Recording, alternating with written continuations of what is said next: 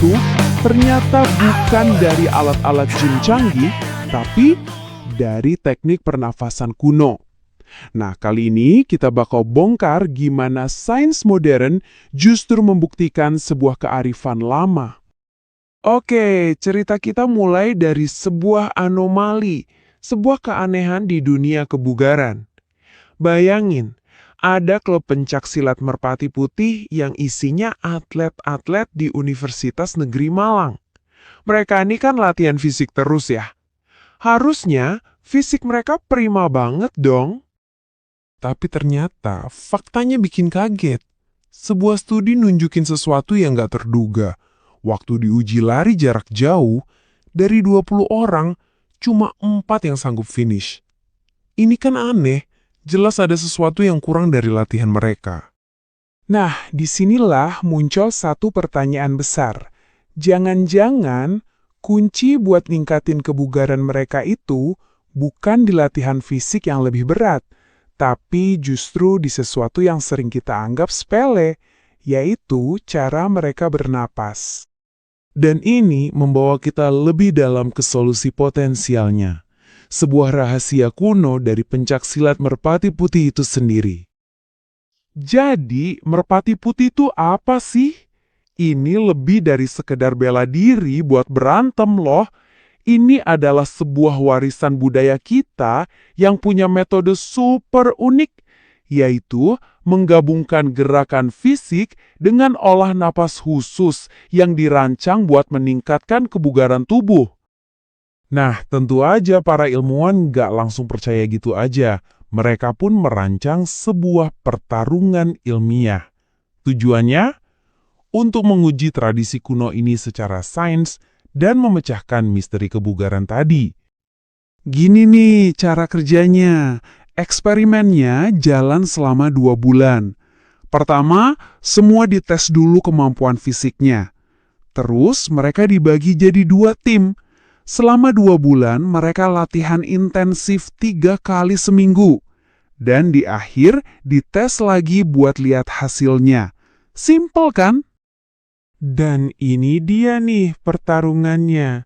Kelompok A atau kita sebut aja tim gerakan, latihannya cuma gerakan dasar bela diri aja, standar. Tapi kelompok B, tim gerakan plus napas, mereka melakukan gerakan yang persis sama, tapi ditambah satu elemen krusial, latihan pernapasan khusus Merpati Putih. Oke, jadi pertanyaannya, emang apa sih bedanya? Kenapa tambahan napas ini dianggap penting banget? Nah, buat ngerti jawabannya, kita perlu sedikit nyelam ke dalam cara kerja tubuh kita.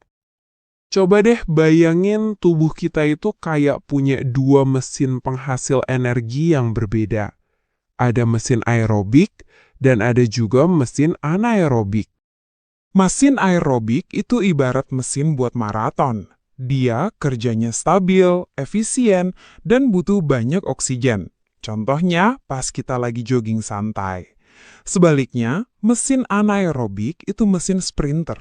Dia meledak-ledak, tenaganya gede buat waktu singkat, dan bisa bekerja bahkan saat pasokan oksigen terbatas. Nah, ini dia bagian paling pentingnya. Ternyata, gerakan bela diri yang biasa itu melatih mesin aerobik kita. Tapi, latihan pernapasan Merpati Putih yang cepat dan intens itu justru melatih mesin anaerobik. Jadi artinya apa? Kelompok A itu cuma melatih 1 mesin, sementara kelompok B melatih keduanya. Dan sekarang saatnya kita lihat hasilnya. Setelah 2 bulan adu tanding antara 2 metode latihan ini, kelompok mana yang keluar sebagai juara? Apakah latihan napas kuno itu beneran bikin perbedaan? Para peneliti pun ngumpulin datanya, dan apa yang mereka temukan itu bukan cuma beda tipis-tipis. Perbedaannya, wow, signifikan banget. Kelihatan jelas kalau satu metode jauh lebih unggul daripada yang satunya. Dan ini dia buktinya.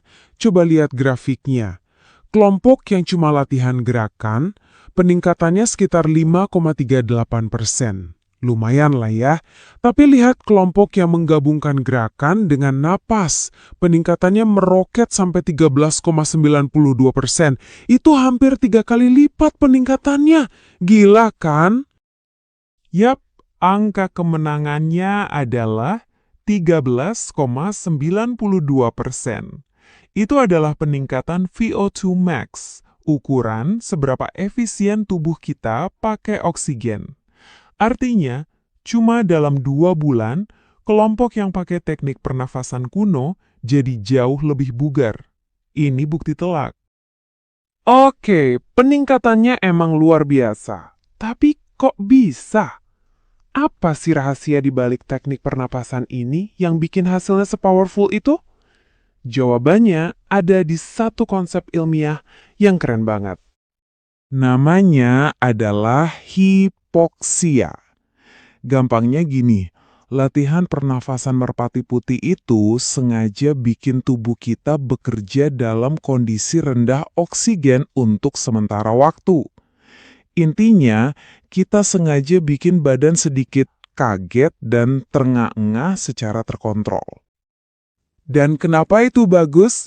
Karena uji stres ini ibarat melatih sel-sel tubuh kita sampai ke tingkat paling dasar. Mereka jadi belajar buat lebih pintar dan efisien dalam memanfaatkan setiap molekul oksigen. Jadi pas kita bernapas normal lagi, tubuh kita udah jadi mesin yang jauh lebih hebat dan bertenaga. Jadi kesimpulannya simpel banget sebetulnya. Pelajaran dari penelitian ini sangat jelas. Untuk mencapai kebugaran puncak, kita nggak bisa cuma fokus ke salah satu. Kedua mesin energi tubuh kita, baik aerobik maupun anaerobik, harus dilatih bersamaan. Mereka nggak bisa dipisahkan. Nah, ini membawa kita ke sebuah pemikiran penutup. Kisah merpati putih ini nunjukin kalau beberapa metode latihan paling canggih di dunia mungkin aja udah tersembunyi selama ratusan tahun dalam tradisi kuno. Ini jadi bikin kita bertanya-tanya ya, kearifan lama apa lagi di luar sana yang sebenarnya cuma menunggu waktu untuk ditemukan kembali dan dibuktikan oleh sains.